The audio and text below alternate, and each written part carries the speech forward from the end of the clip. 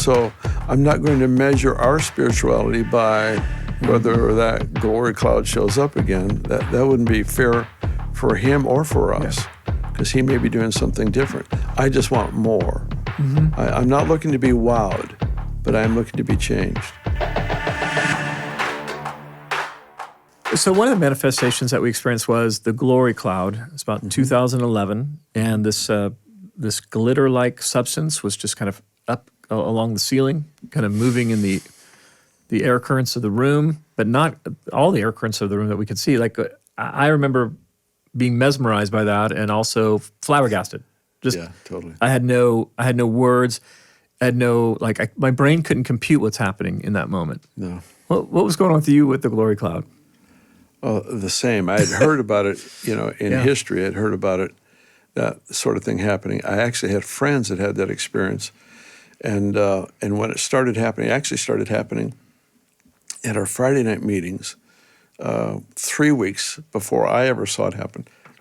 And then it just started happening on Sunday night. It would happen late in the evening after most people had gone, and then it started moving up earlier than. And so some of our maintenance team would see it late in the evening, sort of deal. And they would talk about it. Or our team that was just finishing praying for people, because we always end with praying. So it was happening then, and then it started moving up, and it started moving up towards the beginning of ministry time, and then eventually it started right at the beginning of the service. Yeah, and it was very, very unusual. It just put an awe. Yeah. It's like his world is breaking into ours.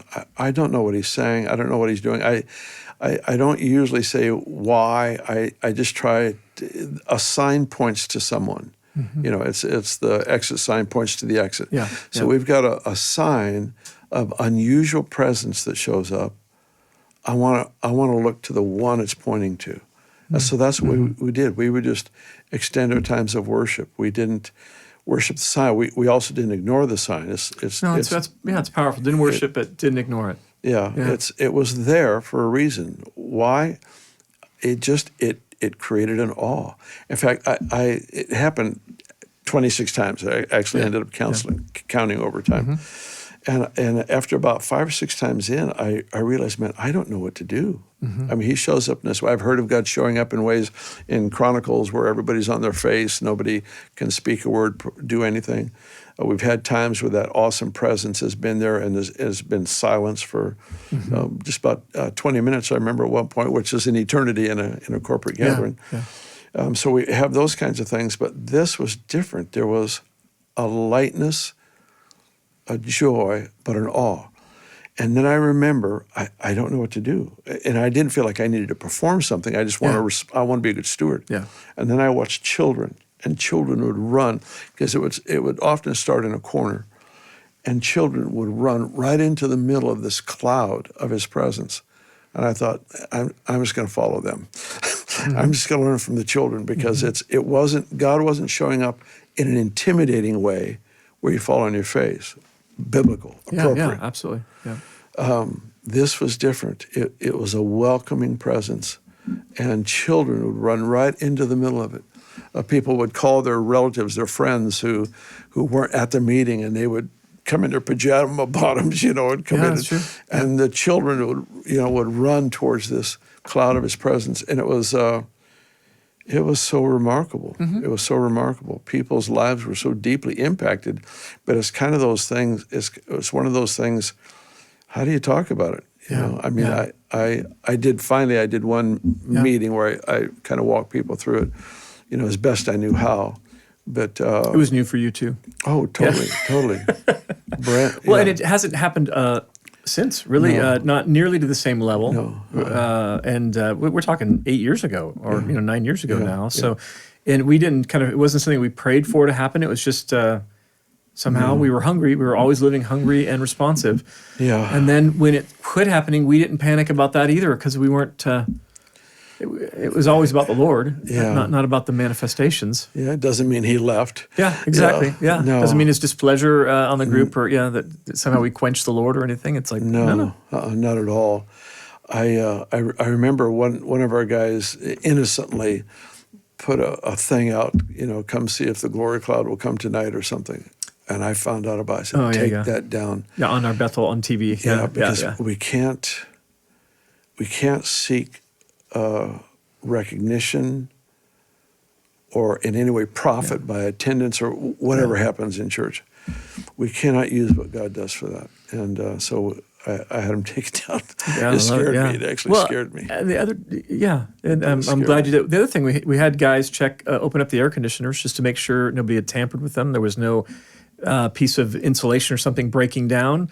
Sure. So we, I don't mind, trust and verify, right? That's a Ronald Reagan quote. But it's like trust and then go, now let's make sure that we're not, breathing in toxic insulation from the air conditioner malfunctioning and calling it the Lord's glory. So we did go up there and look and didn't find anything that was breaking apart or that had been degraded. And then, but it wasn't perpetual. It would happen in the meetings. It was the time when the air conditioner was running all day long. And so we're not seeing it all day long. And then at these meetings or at particular times, we would kind of see the Lord's presence in that way. I was taken aback. Like I had the same thing, a sense of awe, but I was totally taken aback by how, this might be a description of the hardest in my heart sometime, but how easily it would be to turn my attention away from it. Like go, all right. Because somehow I thought when the Lord would show up so dramatically, everybody would know it. Everybody would be on their face before the Lord, and not everybody's on their face. There's confusion, almost like Acts 2. Yeah, exactly. There's wonder, there's bewilderment. People have their cell phones out. I remember like going, you can't have your cell phone out filming. That's like, well, I guess you can, and people are filming everything now. But like, I remember like, you would just imagine that we would all be on our face, but it wasn't what the Lord did.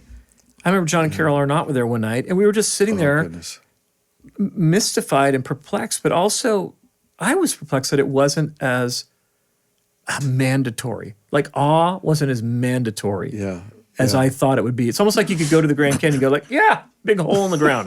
Like sort of, like maybe that's just me, but that I would thought the Lord's presence shows up. It's mandatory, but like, no, I could have gone like, this is fine. I could have not let it impress me, let it move me so that was the part that was striking for me and like who God is and how we experience the Lord. Yeah, it was overwhelming and subtle at the same time. Well said. It was overwhelming. If you lean into it, you're just overwhelmed that he would do this. One night it was real strong in one corner, and miracles just began to happen of healing in that one corner. And you can just tell it's just these waves of presence. But the night with John and Carol, I mean, it was a cloud. Yes. That burst, and then it's just the hardest thing to understand. It's okay. This is maybe too transparent for the for the internet, but at that point, I was on that night because I was there that night. It was so undeniable and demonstrative. It's like this is either the Lord or like an evil magician. A trickster is in the room, an illusionist is in the room. Right, like somehow shooting compressed air out of a secret. Spot because it was so like it was shocking. And so I was actually looking at the crowd like, are there any tricksters or like as I was trying to discern them, but I'm like trying to look and go, is there anybody manipulating this environment? And there was none that I could see. The Lord was on it, don't get me wrong, I didn't have a scary feeling about it, but it was so shocking. Like it hurts. It hurt the brain. So it was like, and it's like when a guy makes a coin disappear, you're like, what? How'd that happen? Or gives you the card with your signature on it. You're like, that can't happen. And I was having a bit of that dissonance as well. Like, wow. Unless there's like, this has got to be the Lord or a master illusionist. And I'm like, no, of course I think it's the Lord. And we double checked and checked again. And 26 times we need to look at it. But I'm surprised it was that shocking. I was doing that much brain work in that moment. I was doing that much wondering and thinking. Interesting. And how much of an impact it had, not just in the awe of the Lord, but like, well, your ways are so mysterious. Like, why you come during a meeting with the cloud that we all, Scripture describes a glory cloud. So that's like the phrase that we began to use because we didn't have a different one. Right. And it seemed more majestic than glitter cloud or whatever. And the Lord came in a glitter cloud. Like, that's not great. But But it was shocking again. Like if you're out there thinking like, no, when God does a miracle, it's gonna like, no, you can actually walk away from it not be interested, say it was the demonic, like we see it in Scripture. Yeah. And so again, it's this sign that can be denied, that if you're hungry, you'll find the Lord, and if you're not, you'll just find more offense. It's true. Israel was fed with miracle food every day for 40 years, manna, Yeah. and they just got bored. Got mad about it. Got bored, yeah. They saw the presence of God in a fire and a cloud over them as a people, and it lost its impact. Yeah. And so signs become, boring is a wrong word, but I'll use it. Every day they come commonplace. They no longer Commonplace. move us. Yeah. Signs become common when you don't follow what the sign is pointing to. Yeah. And in this case, it's the person. He never becomes old. Yeah. He never becomes, there's never the absence of awe when you behold him, when you consider him. So that's really what we worked hard to do during that season, was just turn our heart to the Lord, enjoy the unusual thing that he was doing. Yeah. Don't try to figure it out, just enjoy it. And there were times where that cloud would fill from the front of the sanctuary all the way to the back, every corner. It was like equal, and you don't see it fall. You only see it go up. It was we have it on film. It just where did it go? I don't know, but it just would go up, and I don't know. I couldn't wrap my head, but I did just stand there in awe. I remember standing talking to a friend, and while talking to them, just seeing these pieces flow by. And the childlikeness of that. And we're aware of other environments where oil's been manifested, or gold, in various places, manna. So it seems to be something that the Lord does as a sign and a wonder. It does make you wonder. Yeah. And it is a sign. Yeah, that's right. And it's I think we should be concerned if nothing happens. I don't mean in every meeting, but I mean, if we live a life where we understand all that's going on, I may have reduced him to my size. Yeah. And that's not good. I have to serve someone who is awe-inspiring constantly. Beautiful. Yeah. Yeah. So are we open to the Lord doing that again, or some more, or of something course. different? Or Well, it didn't come by request. it didn't lead by request. I didn't lead by request. I am hungry for him to do what he pleases. Yeah. But having said that, I want to anticipate more. I don't want to leave it up to him, because there's churches all over the world that are saying, I just want whatever God wants. Nothing happens. Yeah.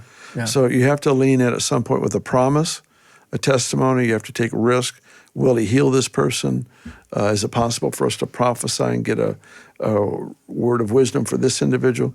You have to press in sometimes, pursue earnestly spiritual gifts. Sometimes there's that requirement to pursue. So that's a part of the it. hungers manifest in a pursuit, in a risk-taking. Exactly. Yeah, it's an essential part. So I'm not going to measure our spirituality by whether that glory cloud shows up again. That wouldn't be fair for him or for us, because he may be doing something different. I just want more. I'm not looking to be wowed, but I'm looking to be changed. Beautiful. And that's it. Yeah, and we don't. I don't miss the glory cloud, because we have him, like his abiding presence with us in the community, in our own individual lives. So I have him. I'm not missing the. That's actually how I recognized that it was from him, is because the presence that I encounter in my times with him alone, that's what filled the room. Wow. And so it wasn't. It was offensive in the sense that I don't understand it, but it wasn't offensive in the sense that I thought, well, what's going on? It wasn't that at all. It was like, this is the same. It's like the road to Emmaus. They didn't recognize how Jesus showed up.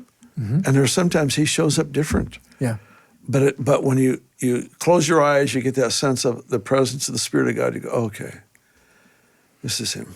Yeah. And that's the test for me. Is what of him do I experience in my journey, in my walk with him? That is what has to train me for when I encounter new things.